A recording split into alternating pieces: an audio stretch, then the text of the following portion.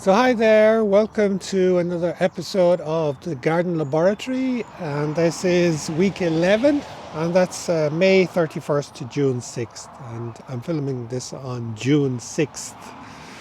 So this week the focus was to be ongoing swarm checks, planting from the glasshouse, and weeding and trimming. So they were the kind of main things that I was supposed to do this week. I'm back in the polytunnel. I have a jacket. The weather has turned very cool, very wet.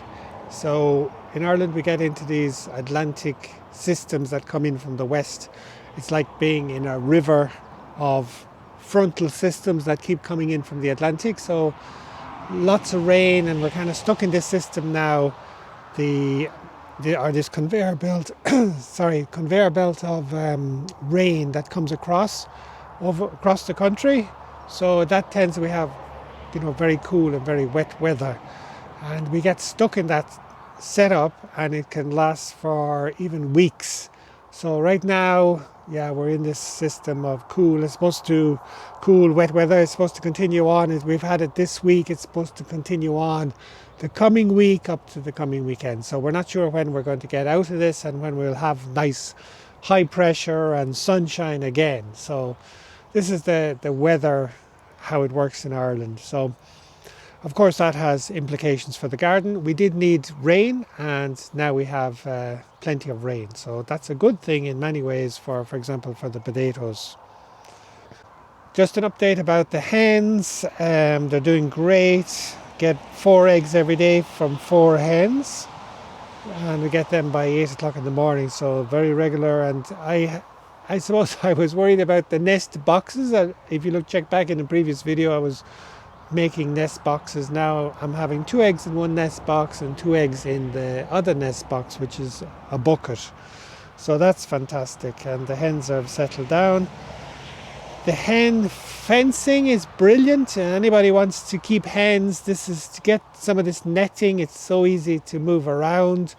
What I'm doing is changing the netting maybe in the morning and give them fresh grass, and they're brilliant. Hens are brilliant. They're like little lawnmowers. They're keeping the weeds down under our apple trees. So really great. The hen system is really working very well. The chicken tractor, I don't really move it around anymore. I'm more moving the fence around it. But if I do need to move it, of course, I can move it easily. So, you have this kind of mobile setup that you can move the hens around rather than being stuck in one location. I think that's really good, and it's one of the kind of lessons that I'm learning, the success of that and the ease of keeping the hens, because now they're not running around the garden. They're not pooing everywhere. So they're contained, but they're very happy. And I'm able to give them the grass and the access to the grass. Really good. The potatoes in the soil, they're doing very well. The ones outside, I've earthed them up. The ones in the experimental bed, not good, and I'm going to show you that here. Very long, spindly. They need to be wet again. They need to be mulched again. So not really great. I'm going to mulch them with grass clippings. I said before, the raised beds, they're behind me here. They're really good. I planted all kinds of things in there. The lettuce, we have endless lettuce. Salads, no problem. We have loads of salads. The strawberries, I got them in a box back, a couple of weeks ago. If you check back through the videos, you'll see. I got them in the box. They look half dead, but now I'm having the first strawberries come within a couple of weeks. So really exciting when you kind of look at the whole thing and you see, okay, now I'm about to eat the strawberries. So that's really good. The ones outside are not doing as well, but they're benefiting now from the rain, which is good. The swarm checks continue.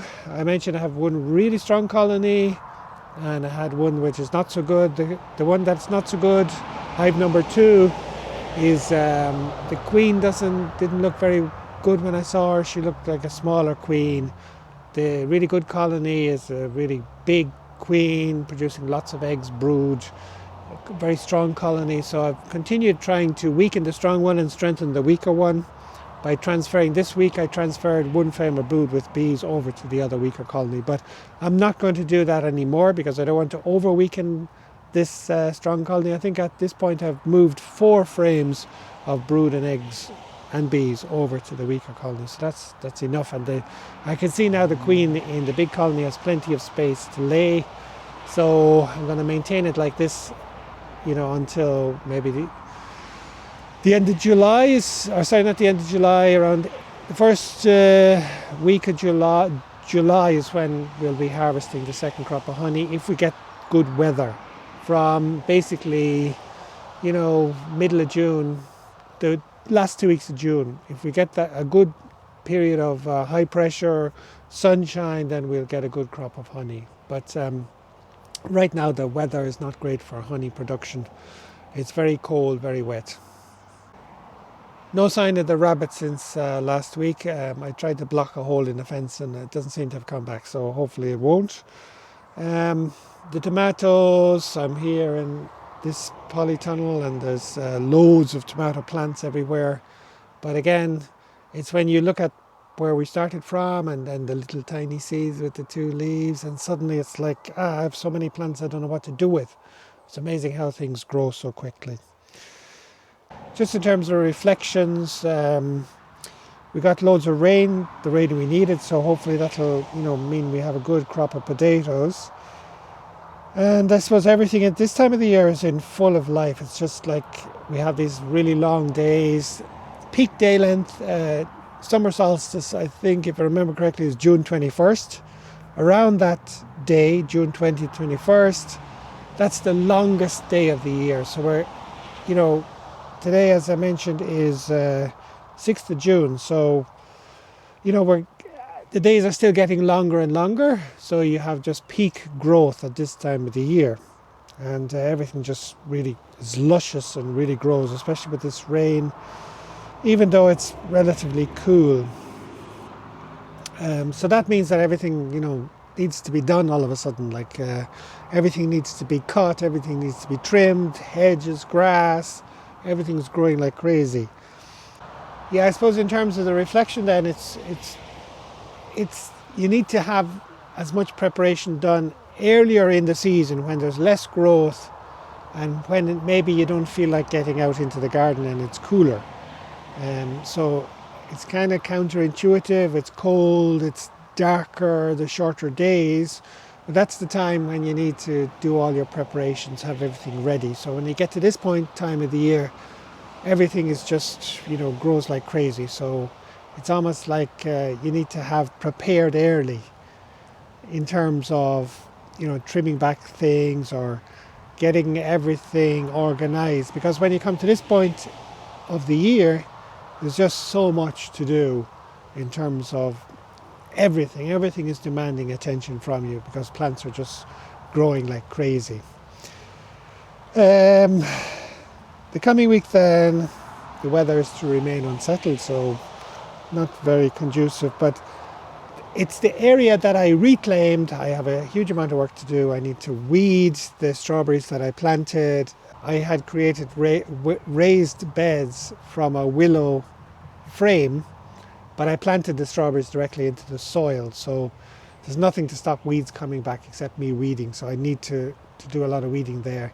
Also, those willows are also resprouting in parts, so they really grow up very quick, so I need to get out and just cut that with the brush cutter, the trimmer or whatever, just to keep it down. Otherwise, all of a sudden I'll be overtaken by weeds.